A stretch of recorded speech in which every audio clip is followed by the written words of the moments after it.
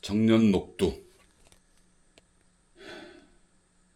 내가 가도 여름이 되면. 1871. 금구현 수르면 원평장터에서 닭배밑째를 지나면 턱골이 나오고 턱골이 지나면 돌문이요. 거기서 강대올과 상두째를 넘으면 태인 지금실 마을이 누워있다. 지금실 마을은 뒤로 상두산 자락에 몸을 의탁하는데 사람들은 장을 보려면 닭배밑째를 지나 원평까지 넘어다녔다. 그 지금실 마을 끝자락에 탱자울 두른 초가가 있어서 지금 한 사내가 숯불에 약탕기를 걸어놓고 부채질에 여념이 없었다. 사내의 이름은 김기범으로 태인의 명문과 도강김씨 가문의 일원이지만 오래도록 급제자를 내지 못해 가세는 기운 지 오래였다. 그래도 5대조까지는 동약 활동에 참여해 채무를 지켜오더니 행세할 조건을 잃은 채 집안은 몰락해가는 중이었다. 그나마 김기범이 헛간 딸린 직관이라도 마련하고 전답 면마지기를 보유하게 된 것은 순전히 원정마을 사는 장형의 배려 덕이었다. 족숙벌이라는 김시풍이 전주 영장을 지내고 있다지만 김기범은 집안이니 가문이니 그런 일에는 당초에 관심이 없었다. 그런 그가 수호전이며 전우치전 같은 군담류 소설과 병서를 고리짝에 치우고 경서에 파묻혀 지낸 것은 구이 동면 원터마을 초자와 혼인의 재금이 나면서였다. 부인 이씨가 그를 응원해 몇 되기 논밭을 관리하므로 그날부터 김기범은 더욱 경서에 매진하며 시부를 지었다. 그런데 임신을 하였는지 신압으로 입맛을 잃어가던 이씨가 어느 날 하혈을 하고서는 자리보전을 하더니 도통 일어날 기미를 보이지 않았다. 용하다는 의원을 불러 암만 진맥을 하고 침을 놓게 해도 차도가 보이지 않아 부지런히 탕약을 끓여 먹이는 것 말고 달리 할 일은 없었다. 약탕기 손잡이에 무명을 감아 대접에 깔린 삼배에 약달인 물을 붓고 삼배 귀퉁이를 모아들자 사발의 거무스름한 물이 고인다. 김기범은 약재를 다시 탕기에 넣고 물을 부어 숯불에 얹었다.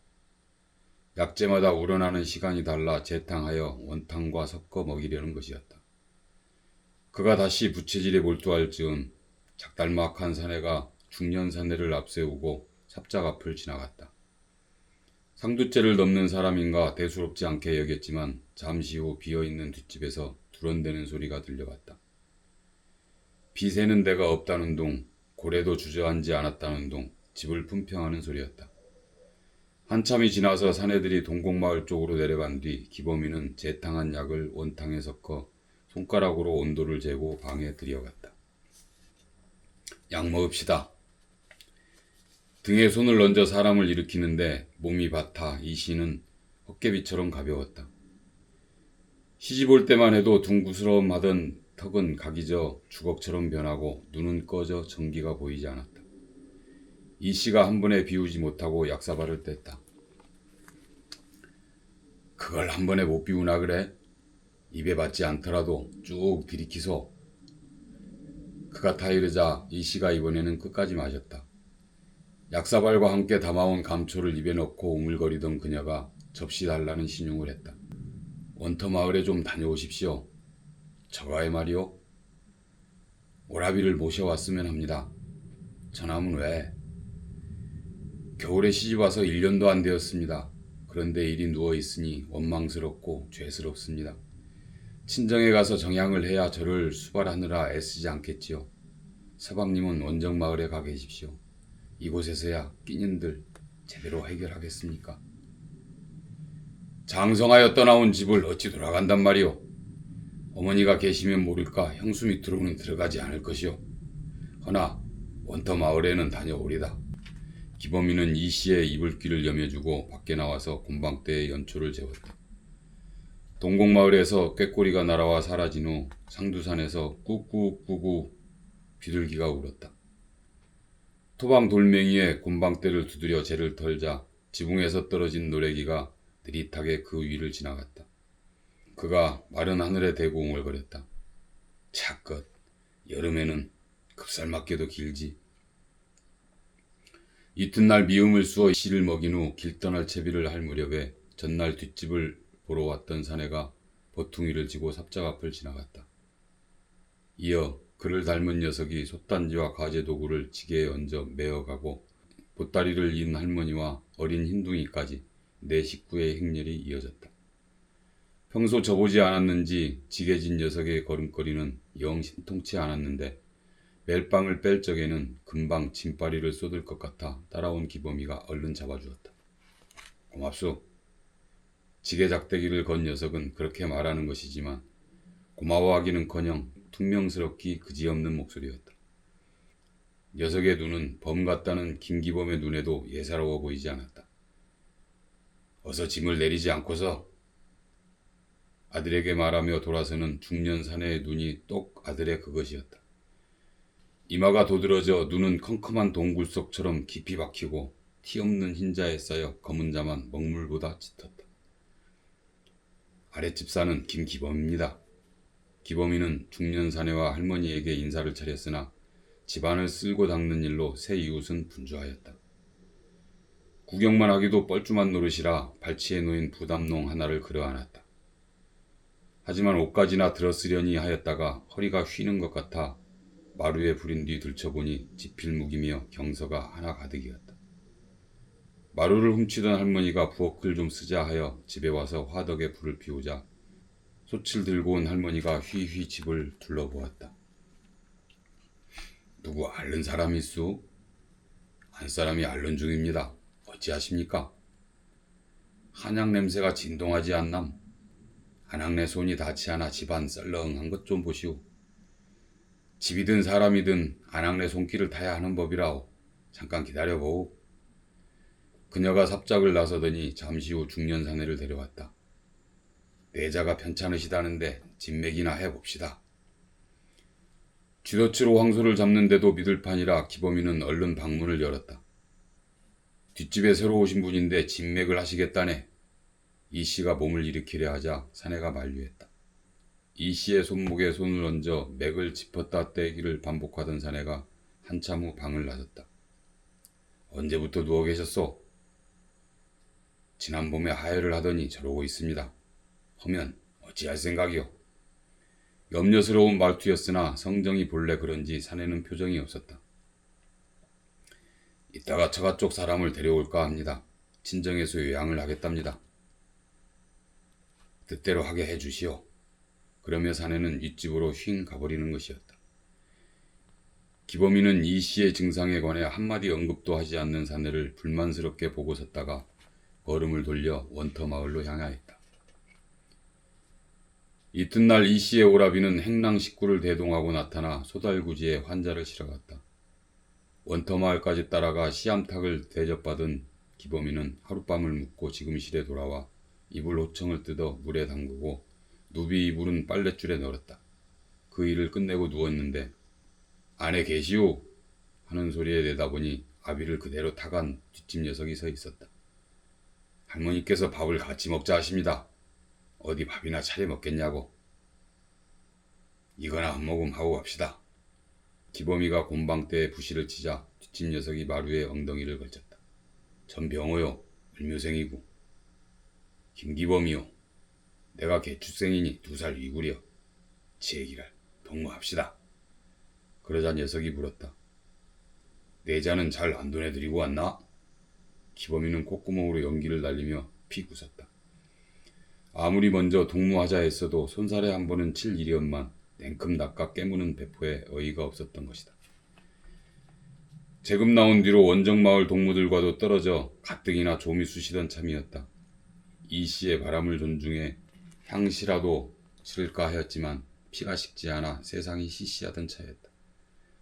그런데 부담농 속에 필묵이며 경서를 보고 나서는 생원이든 진사든 먼저 들겠다는 결심이 불처럼 일어나던 것이었다. 어서 오시오. 찬이 변변치 않구려. 배를 끼치게 됐습니다. 상에는 조수수가 섞인 밥에 나물 2가지가 놓여 있었다. 그러나마 혼자 먹는 일에 물린 기범이에게는 회가 동할 일이었다. 올해 몇 친구? 양반네란 상머리에서 함부로 말을 주고받지 않는 법인데 할머니는 개의치 않았다. 하기야 이삿짐이며 집안 꼬락서니로 보아 양반네라 부를 형편은 이미 아닌 듯하였다. 기범이는 병호 아버지가 이 씨의 맥을 짚었을 때 과거 공부로 호송하다 훈장이나 의원 나부랭이로 돌아쳤음을 대번에 짐작해버렸던 것이다. 개축생이니 올해로 19입니다. 병호하고 2살 층하가 지는구먼. 형 노릇도 어려운 일인데 잘 봐주구려. 알아서 살피겠습니다. 그가 불어 크게 답하며 벌쭉 웃고 나자 할머니가 다시 물었다. 부모님은 다 계시고 어릴 적에 돌아가셨습니다. 장형님 댁에서 자랐고 혼인하고서 갈렸습니다. 농사 짓는 손이 아니니 과거를 생각하는 게지. 병호랑 떡하니 붙어서 집안도 일으키고 입신도 하도록 하고. 할머니 뜻대로 하겠습니다. 식사를 끝내자 병호가 밥상을 들고 나갔다. 기범이가 따르는데 할머니의 한마디가 들렸다. 끼니 때 한 그릇 더 차릴게니 그리 아시오.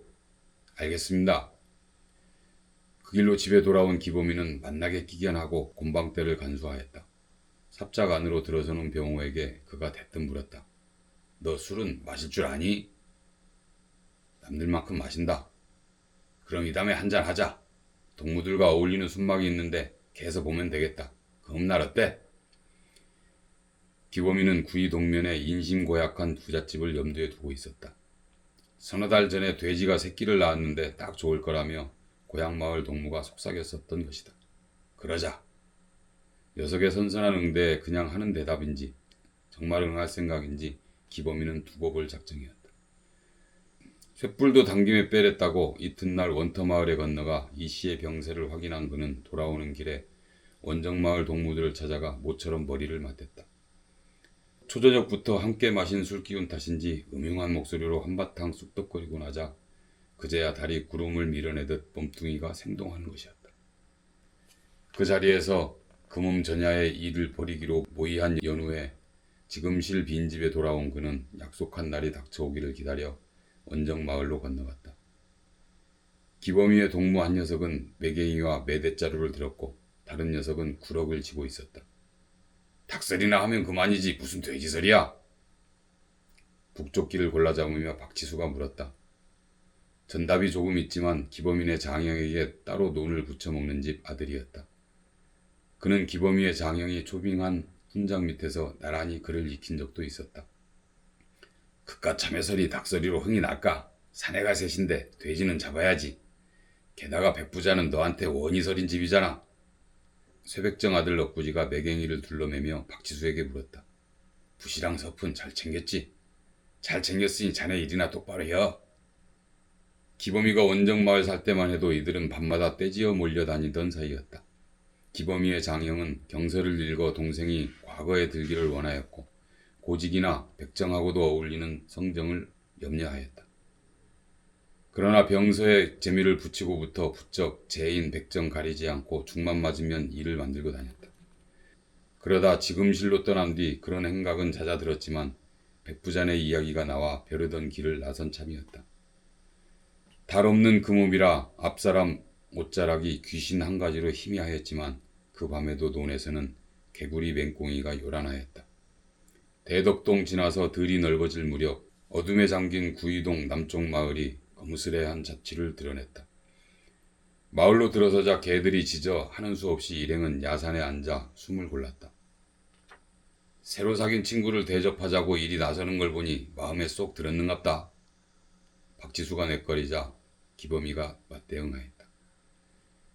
백부자 놈을 징치하려는 게요. 내 놈 원수도 같고. 그들이 노리고 있는 백부자 집은 작년 그렇게 30여 칸 집을 지었지만 민재를 우려내고 밀력을 참악하여 이룩한 일이었다. 진사라고도 하고 어느 고을 이서 노릇을 했다고도 하는 백부자는 지방의 하리들과 짜고서 백성의 재산 아끼를 솔개 병아리 채듯 일삼았다. 그는 원납전을 배분할 적에 향회라 칭하면서 부민에게 뇌물을 받고 감리로 빚을 주어 백성의 자잘한 농토까지 거두어들였다. 눈에 거슬리는 자는 사사로이 붙잡아 매를 치는 한편 나라의 역유답까지 능매하여 경영하는데 어찌하여 무단 토호를 징치할 적에 대원군의 눈을 비껴갔는지 모른다고 사람들은 쑥덕거리며 곶가워하였다. 그러나 김기범 일행이 백부자를 더욱 미워하게 된 것은 푹 맞고 떨어진 그를 위해 박치수가 짝사랑하던 처자를 동료로 데려간 일 때문이었다. 빚 때문에 어쩔 수 없이 팔려간 처자를 두고 밤마다 술 취해 날뛰는 친우 때문에 동무들이 여간 고생한 게 아니었다. 푹 맞은 백부자는 고자가 되었으니 여인은 소실도 아니요 발가벗고 산송장 몸이나 데우다가 그가 죽으면 노비 취급을 당할 팔자였다. 집눈에 불을 놓았는데 본체에 옮겨 붙으면 어쩌지? 엇구지가 걱정하자 기범이가 등을 두드리며 그러면 더 좋지. 싸그리 타버렸는데 잿간 놈들이 어쩔 게야? 하더니 박치수에게 덧붙였다. 만일 그리 되거든 넌 여자를 데리고 주랭랑을 쳐버려. 가자. 백부자네가 땔감으로 쌓아둔 담장한 집눌은 밥 짓고 구들 데우느라고 한쪽이 허물어져 반쯤 남아있었다. 엇구지가 둘러보고 와서 아무도 없다고 일러준 후 기범이가 섭해 부시를 쳐 담장 너머로 던졌다. 연기가 오를 무렵 골목을 나와 마을 어귀로 옮기면서 기범이가 소리를 질렀다. 불이야! 불이야! 백부자네 집 불났다! 집눌에서 솟아오른 불꽃이 혓바닥처럼 일렁이자 조용하던 마을이 삽시에 깨어났다. 불이 백부자네에서 난 것을 확인한 사람들은 횃불을 밝히고 동이를 찾아 우물에 두rum박을 건져 그 댁으로 달려갔다. 마을 사람들이 백부자네로 몰려간 것을 본 세 사람은 불이라도 끌어온 사람 마냥 꽁무니에 붙어 골목으로 들어갔다. 백부자네 대문은 활짝 열려 있었고 사람들은 그 집 우물에서 두rum박을 건지는 한편 마을 시암을 퍼나르느라 정신이 없었다. 기범이가 대문 안으로 들어서자 두 동무가 성큼 따라왔다. 돈사는 대문 옆 행란채 끝에 있었으며 담장 대신 판자를 지르고 밑에 구유가 놓여 있었다. 축사는 세 칸인데 첫째 칸은 어미돼지와 새끼 몇 마리에 차지요 다른 칸에는 나머지 새끼들이, 마지막 칸에서는 불안해진 소 2마리가 밖을 내다보고 있었다. 기범이는 돈사 앞에서 망을 보고 엇구지와 박치수가 둘째 칸 간짓대를 들추며 안으로 들어갔다. 돼지는 시력이 약한 놈들이라 사람이 들어와도 알아보지 못하고 저만 들키지 않은 줄로 알아 죽은 듯 엎드려 있게 마련이었다. 날 잡아잡수 하는 꼴인데 5, 60근은 좋게 되는 놈을 골라 엇구지가 인중에 대고 힘껏 매갱이를 휘둘렀다. 역시나 백정 아들놈의 솜씨인지라 담내에 끽소리 못하고 뻗으러지는 놈을 박지수가 마대자루에 집어넣고 훌쩍 둘러맸다. 마대자루 진 놈과 매갱이 든 놈, 구러기를 진 놈이 대문을 나설 때까지 사람들은 누구 하나 신경도 쓰지 않았다. 재미, 적간놈 집에 불 좀 났다고 저렇게 뛰어다닐 건 뭐람? 기범이의 씹어뱉는 말에 그래도 인심이 어디 그런가? 이럴 때 잘 보이지 않으면 소작 떨어진다고. 박지수가 대꾸하면서 돌아보는데 빚에 팔려간 처자를 떠올리는 눈치였다. 그들이 동굴을 빠져나온 후에도 불길은 담장을 넘어 넘실거렸고 냇내가 코에 닿았다. 다음에는 저 처자를 업어내오자고. 엇구지가 흰일을 드러내며 박지수의 엇구지를 질렀다. 다 지난 일이야. 이 고을엔 밀란도 안 일어나나. 확 싸지르고 죽어버릴 건데. 하운면에서 내려와 일행은 우남강 자갈돌에 마대자루를 부렸다. 두 사람이 다리 두 짝을 잡고 발버둥 치는 돼지를 감당할 적에 엇구지가 자루에서 칼을 꺼내 멱을 찔렀다. 멱다는 소리를 내며 발광하는 돼지의 목에서 피가 콸콸 쏟아져 자갈돌 사이로 흘렀다. 피가 빠진 채 축 늘어진 돼지를 마대자루에 담고 그들은 강물로 자갈돌을 씻었다. 이제는 순막에 넘어가 털을 제거하고 발골을 할 차례였다. 엄째 방면으로 향하면서 기범이는 이씨가 누워있는 처가 방면을 돌아보았다. 그녀를 두고 짐승을 도축하는 일이 왠지 꺼림칙했으나 머리를 내둘러버렸다. 마대자루를 맨 박지수도 자꾸 돌아보는 것이 빚에 팔려간 처자를 떠올리는 눈치였다. 기범이는 숯불 위에 고기를 얹어 구우며 연신 왕소금을 뿌렸다. 아내 이씨가 자리 보존한 뒤로 음식 솜씨가 늘어 그 하는 양이 퍽 자연스러웠다. 구워진 고기를 안주 삼아 동무들은 계곡에 담가둔 탁주를 꺼내 들이켰다. 기범이가 뒷집 동무를 초빙했다길래 혼전이라 부모 눈칫밥을 얻어먹는 원정마을 동무들은 그냥 가겠다 하였으나 조금만 있어보라고 해서 남게 되었던 것이다. 사위가 어두워져 모기가 날아들자 엇구지가 생솔가지를 꺾어 모깃불을 피웠다. 안 올 모양인데 우리만 배 터지겠구나. 박지수가 엄째로 통하는 소로를 돌아보았다. 왜 걱정인가? 나누어 가지면 되지. 다음에는 백간의 소를 잡아다 실컷 먹고 순창이든 고부든 내다 팔자고. 엊구지는 재미가 들었는지 신나 떠들었다. 기범이가 그 말을 반가워하였다. 자껏 그 집 살림을 다 드러내자고. 그나저나 오겠다고 큰소리 치더니 정녕 안 올 셈인가? 그리 안 보았더니 허망한 놈일세. 그들이 수작을 하며 탁주를 들이킬 즈음 순막으로 뚫린 조도에 두렁거리는 소리가 들리더니 병호가 나타나는데 혼자가 아니었다. 팔척은 너끈한 거한이 술통개를 맨 채 따라오고 풍신 좋고 점잖아 배는 사내가 뒤에 붙어왔다. 내가 먼저 소개를 해야겠네 그려.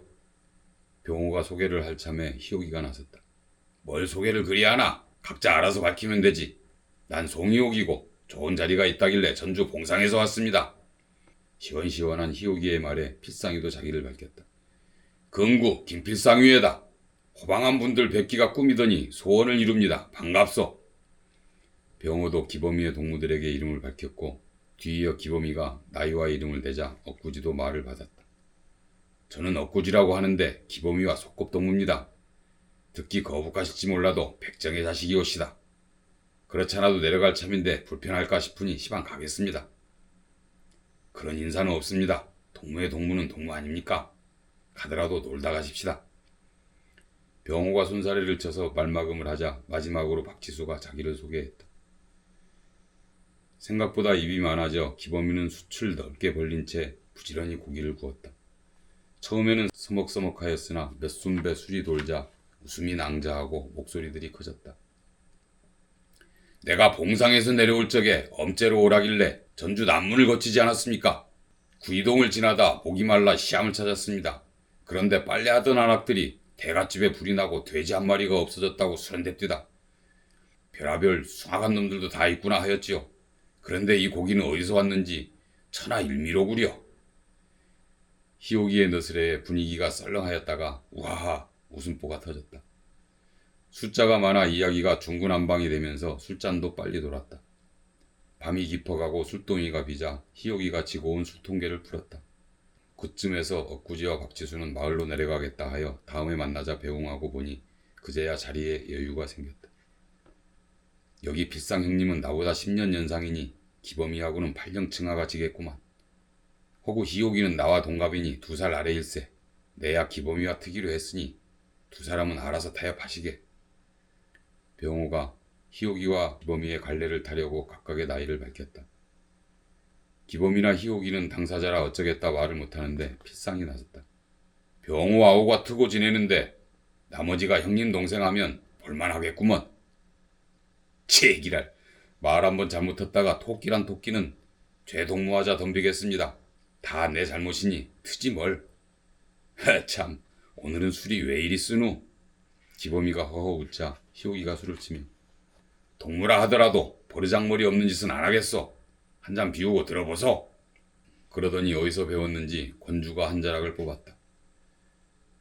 한 잔 먹세 그리어 또 한 잔 먹세 그리어 꼭 꺾어 산 놓고 무진무진 먹세 그리어 이 몸 죽어지면 지게 위에 거적 덮어 줄 이어 매어 가나 유소보장에 만인이 울어 예나 어욱새 속새 떡갈나무 백양숲에 각이 곧 가면 누른 해 흰달 가는 비 굵은 눈 수소리 바람 불째 뉘 한 잔 먹자 할꼬 하물며 무덤 위에 잔나비 바람 불째 이웃친들 어이리.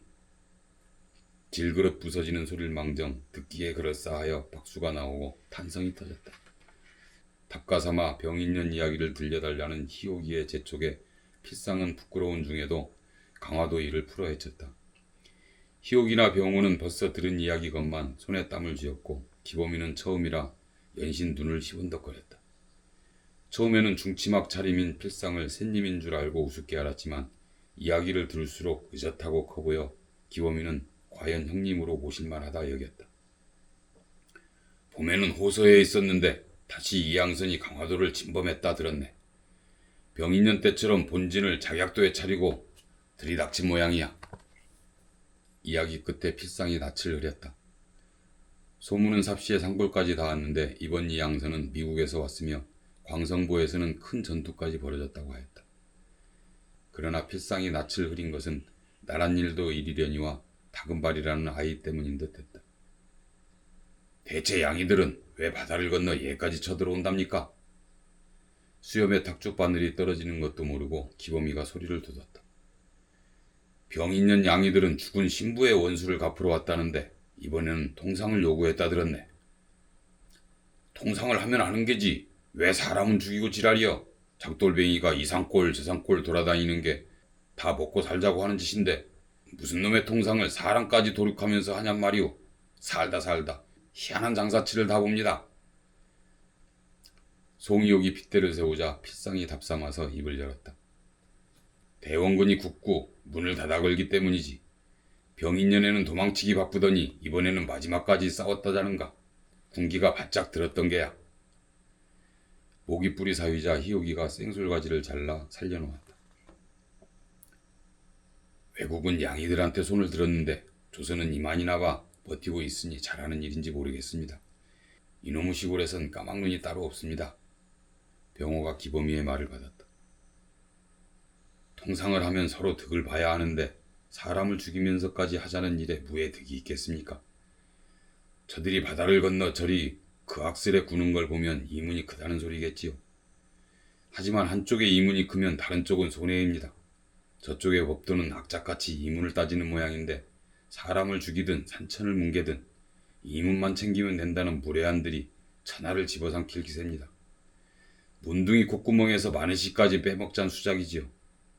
저들이 천하를 주름 잡으면 그런 세태가 골수에 박혀 아비규환의 지옥도가 펼쳐질 겁니다. 연전에 말씀드린 서학책자는 아직 못 구하셨지요? 발끝에 병호는 필상을 주목하였다. 나라의 눈이 하도 삼엄하여 서학의 무리는 모조리 머리를 감추었네. 그러나 찾아내야지. 세상 도는 이치를 알아야 무엇이든 할 게 아닌가. 그때 고이춤을 풀고 돌아선 희옥이의 오줌발 소리가 나각살이 못잡게 들려왔다. 희옥이 아우는 어서 장가를 들여야겠구먼. 엉덩이가 실한 시약실을 골라야겠어. 세 사람이 키득거리며 좋아할째 저를 놀리는 줄도 모르고 당사자가 다가왔다. 이렇게 둘러앉아 술타령을 하자니 꼭 산적 같구려. 얘가 양산박 아니겠소? 그렇다면 일장청 같은 여장부가 필요하겠네 그려. 필상이 수호전에 나오는 호삼당의 벼루를 언급하자 병호와 기범이가 죽는다고 웃었다. 희옥이가 아직도 영문을 몰라 눈을 껌벅일 적에 기범이가 웃음기를 걷어냈다. 산적이 아니라 역적모의가 떠올라 아까부터 나는 팔뚝에 깨알이 돋습니다. 잠시 말이 끊겼지만 필상이 나서서 수습하였다. 그러면 기범이아우가 임금을 하시려나? 그 소리에 사람들이 으흐흐 웃었다. 까짓것 하라면 못할 줄 아시오? 싸그리 갈아버릴 테요. 어허, 이 사람 임금 시키면 큰일 내겠구먼. 기범이가 임금 되면 난 주랭랑이네. 그러면 까짓것 뽑기를 해서 돌립시다. 뽑기 잘못하면 그 좋은 것을 난 한 번도 못하겠구려. 아따, 희옥이아우도 임금 욕심이 있네 그려. 남들 다 하는 걸 나만 못하면 어찌 삽니까? 조선천지에 양반 못해 지겨운 놈, 밥 못 먹어 서러운 자가 얼마나 많게요. 여기에 기범이 이 일을 하려거든 빨리 하세나 그려. 내일이라도 방 걸고 돼지서리 하듯 해치우자고. 사람들이 와하하 웃었고 소리가 골짜기를 넘어갔다. 숯불에 고기가 익어가고 술이 있으며 인걸불과 모깃불은 벌겋게 타오르는데 뜻맞는 동무들이 모였으니 그들은 시간 가는 줄을 몰랐다. 기범이는 사흘에 한 번꼴로 원터마을에 넘어가 이씨의 병세를 살폈다. 그녀는 호전되는 기미 없이 그만하였는데 진맥하던 병호 아버지가 이튿날 약재를 건네며 다려 먹이라 하니 잠시 차도가 있었으나 도로 그 자리였다. 살 맞대고 산 것은 1년도 못 되지만 그녀는 살면서 새로 알게 된 즐거움이여 보람이었다. 들끓던 자리가 가라앉겠다는 생각이 들었고 어려서 어머니를 여인 후 보드라운 살핌을 알지 못하였는데 깨닫게 되었던 것이다. 손에 물 묻히지 않고 자랐건만 기범이의 글공부를 위하여 논일 밭일을 척척 해낸 것도 눈물겨운 전경이었다. 짧은 정을 나누었으나 과분한 여인이었고 인연을 맺은 예의로도 기범이는 이씨를 염려하지 않을 수 없었다. 전날 얼굴에 홍조가 비쳐 원터마을에서 돌아오는 발걸음은 한결 가벼웠었다. 그랬는데 조반 직후에 좀 왔으면 한다며 처남이 발빠른 사람을 보내왔기로 옷을 입고 나설 참에 병호가 내려왔다. 기범이의 집이 한가로워 두 사람은 그곳에서 제수를 짓고 담론도 하였다. 처가에서 보자 하니 나서는 중이네. 말을 듣고 병호는 낯을 흐렸다. 내가 거들 일은 없을까? 다녀와서 얘기하지. 기범이는 처가에서 보낸 사람을 따라 점심 낮을쯤 원터마을에 닿았다. 안채의 장모에게 문안을 하고 환자가 있는 방에 들어가 보니 어제까지도 화색이 돌던 이 씨의 얼굴이 흑빛이나 다름이 없었다. 그를 본 이 씨가 입술을 딸싹이므로 허리를 숙이고 들어보니 미음을 달라는 소리였다. 밖에 대고 말을 전하자 장모가 버섯 넣고 끓인 미음을 들여왔다. 장모가 하겠다는 것을 기범이는 직접 입에 넣어 주었으나 이 씨는 세 숟가락을 넘긴 후 물을 달라더니 입을 헹궈 뱉었다. 장모가 소반을 들고 나간 뒤 자리에 몸을 눕게 하자 그녀가 모기 소리만 하게 일렀다. 살기 위해서가 아니라 육아 먹기를 바람으로 두어 숟갈 떴습니다. 저는 이제 지금실로 가고 싶습니다. 그 몸으로 어딜 간단 말이오? 차도가 있거든 그때 옮깁시다. 사람들 앞에서는 센 척하였으나 기범이의 눈두덩이 뜨거워졌다. 무슨 업장이 가는지 패만 끼쳤습니다. 이제 전랑은 잊으시고 서방님 살고 싶은 대로 하십시오. 서방님을 놓아드리라고 데려가나 봅니다. 힘든데 말씀 그만하시구려. 기범이의 말을 따르는지 거기까지 말하고서 눈을 감더니 그녀는 잠이 드는 눈치였다. 그 악스런 여름이 물러가는 기색이라 이불 밑에 손을 넣었으나 온기가 맞춤하였다. 나가서 한죽 태울까 망설이는 참에 이 씨의 숨결이 약해지면서 들숨과 날숨이 차츰 사이를 버는 듯하였다. 사실을 알리자 장모와 손이처남과 처남댁이 들어왔다. 다행히 고통은 느끼지 않는 모양이나 계절이 변할 때처럼 환자의 호흡은 완만하지만 뚜렷이 더디어졌다. 이윽고 사이가 뜨던 숨결은 햇빛이 묽어질 즈음 서너 번 크게 들썩인 뒤에 멀리서 들리던 범종 소리가 소리인 듯 아닌 듯 구분 없이 되어가는 순간처럼 조용히 사그라들었다. 어둠이 내려와 뚜렷한 형상을 감싸다가 모든 것을 집어삼킬 때처럼 그것은 거역할 엄두도 낼 수 없는 엄정한 장면 같았다. 장모가 딸의 이름을 외쳐 부르고 처남과 처남댁이 곡을 하였으며 뜨뜻한 줄기가 기범이의 얼굴로도 흘러내렸다. 곡성을 듣고 밭소리가 가까워졌다 멀어지더니 염장이가 나타났다며 남정네들을 불러냈다. 기범이가 곤방대에 연초를 채우는데 사라졌던 손이처남이 다시 나타났다. 내 말 잘 듣게. 출가외인의 상을 여기서 치르는 건 예가 아닌 것 같다고. 아버님 생각도 이해해주면 하네만. 지은 죄 없이 안절부절 못하는 처남에게 기범이는 선뜻 말하였다. 그렇잖아도 지금실로 가겠다 합디다. 달구지나 하나 내주고 원정마을 장형님 댁에 연통이나 넣어주시오. 기범이가 승낙하자 말을 전했는지 빠르게 일이 진행되었다. 그 길로 염장이는 염을 하고 입관까지 하였으며 어디선가 대령한 상여에 마을 사람 몇이 관을 얹어 달구지에 실었다. 장모가 이렇게는 못 보낸다고 상여를 잡고 울다가 혼절하여 잠시 지체되었으나 달구지는 곧 원터 마을을 출발하였다. 노을이 거칠 무렵 처가의 행랑아법이 끄는 달구지가 지금실에 당도하자 병호와 그의 아버지가 상여 내리는 일과 방에 관들이는 일, 병풍치고 향 피우는 일을 거들었다. 상을 어떻게 치를 텐가? 격식대로 하겠다면 맡아서 돕겠네. 급한 일이 끝나고 병호 아버지가 위로하며 말을 건넸다. 바로 뒤에 선산이 있으니 장형님과 의논하여 내일이라도 끝내겠습니다. 아내의 장례를 처가에서 거부한단 말에 그럴만하다 여기면서도 격식이며 체면 따위 기범이는 따지지 않기로 하였던 것이다. 달구지와 함께 돌아오며 생각해보니 재래니 뭐니 그딴 일은 지킬 의무를 진 쪽이나 지키면 될 일이었다. 그는 이미 양반도 아니고 호사를 독점하려는 자들의 구색 맞추기 찌끄레기에 지나지 않았다. 알겠네. 심지를 굳게 하게나. 어둠이 짙어지자 원정마을 형님 내외와 가까이 지내던 이웃들이 지금실을 찾아왔다.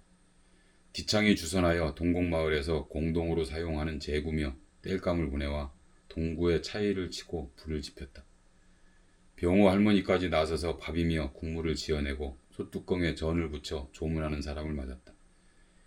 기범인의 마을에서 실어온 술동이가 열리고 어디선가 돼지고기가 날라져 오는데 누가 지시한 바도 없건만 오래 해오던 일처럼 모든 일이 삽시에 이루어졌다.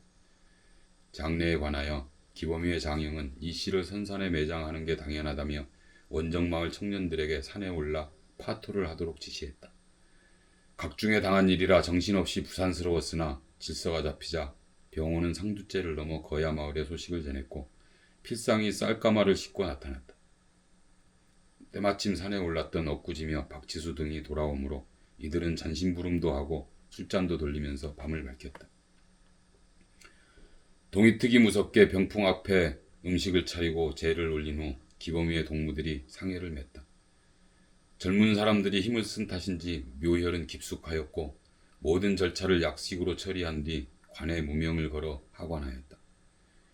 흙을 잘 다져야 짐승의 침탈도 막고 육탈도 잘 된다며 장례를 주관하는 어른이 가족에게 관 위에 흙을 꾹꾹 눌러 밟으라고 주문했지만 말을 따르면서도 기범이는 힘주어 밟지를 못하였다. 헐벗은 몸뚱이처럼 선연한 봉분이 만들어지고 떼장을 입히는 일까지 사람을 저편으로 돌려보내는 일이 너무도 거침없고 빠르게 치러졌다. 산다는 것은 티끌로 터다니다 바람 없는 날 내려앉아 본래의 자리로 돌아가는 일이로구나. 죽음이란 망자가 아니라 산 사람 몫이 아닌가. 모든 악다구니는 산자의 방식이니 어차피 산자들은 다시금 복되길 것이며 그들이 사는 이 세상이 진실로 문제였다. 수의를 입히고 그 위로 무명으로 동여맸을 때 별것인 줄 알았던 사람이 부러져 비탈에 뒹구는 나무토막과 실은 아무런 차이도 없었다. 없어진 자는 없어진 것이니 아무것도 아니요. 없어져 버린 것을 안고 사는 사람과 그를 둘러싼 이쪽의 이 생생한 질감이 정녕 문제였다. 일꾼들이 삽등으로 봉분을 두드리며 흙을 다질 즈음 조문객들은 올랐던 산을 느릿하게 내려왔다. 모든 것은 난리 속처럼 부산스레 떠밀리면서 그렇게 경황 없이 끝나버렸던 것이다. 조문객들이 돌아간 후 기범이의 가족과 동무들만 오후까지 남아 점심을 먹었다. 병호와 동무들은 차이를 걷고 쌀비를 찾아 마을을 청소하고 태울 물건을 깨끗이 소각하였다. 그 일이 끝나자 기범이의 가족과 처남이 돌아가 마지막 남은 동무들끼리 술자리를 만들었다.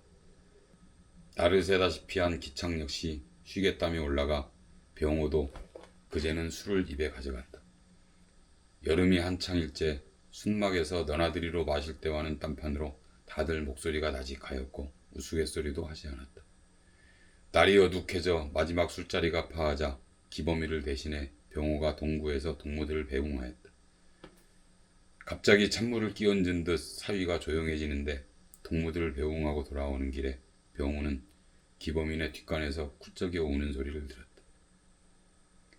그날 밤 집에 건너가지 않고 병호는 기범이와 나란히 누웠다. 어둠이 깊어져 올빼미가 호르륵 뜸을 들일째 뒤척이던 기범이가 침울하게 중얼거렸다. 사랑이 위험한 것을 이번에 알았네 그려. 그 말을 듣고 돌아눕던 병호가 한마디 하였다. 많은 사람을 사랑하는 일은 더 위험하지.